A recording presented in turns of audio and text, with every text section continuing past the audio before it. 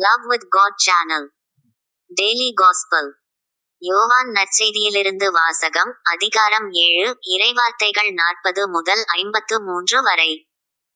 கூட்டத்தில் சிலர் இவ்வார்த்தைகளை கேட்டு, வரவேண்டிய இறைவாக்கினர் உண்மையில் இவரே என்றனர். வேறு சிலர், மெசியா இவரே என்றனர். மற்றும் சிலர், கலிலேயாவிலிருந்தா மெசியா வருவார்?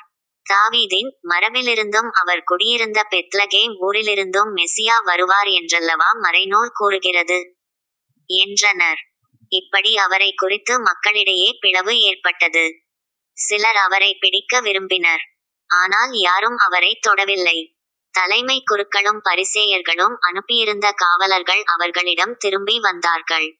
அவர்கள் காவலர்களிடம், ஏன் அவனை பிடித்துக் கொண்டு வரவில்லை என்று கேட்டார்கள். காவலர் மறுமொழியாக, அவரைப் போல எவரும் என்றுமே பேசியதில்லை என்றனர்.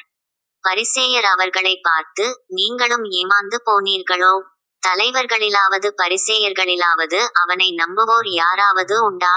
இம்மக்கள் கூட்டத்துக்கு திருச்சட்டம் தெரியாது. இவர்கள் சபிக்கப்பட்டவர்கள் என்றனர். அங்கிருந்த பரிசேயருள் ஒருவர் நிக்கதேம். அவரே முன்பு ஒரு நாள் இயேசுவிடம் வந்தவர். அவர் அவர்களிடம், ஒருவரது வாக்குமூலத்தை கேளாது, அவர் என்ன செய்தாரென்று அறியாது ஒருவருக்கு தீர்ப்பளிப்பது நமது சட்டப்படி முறையாகுமா என்று கேட்டார். அவர்கள் மறுமொழியாக, நீரும் கலிலேயரா என்ன? மறைநூலை துருவி ஆய்ந்து பாரும்.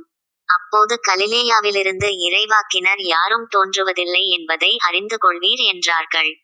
அவர்கள் ஒவ்வொருவரும் அவரவர் வீட்டுக்குச் சென்றார்கள். இது ஆண்டவரின் அருள்வாக்கு. இறைவா உமக்கு நன்றி.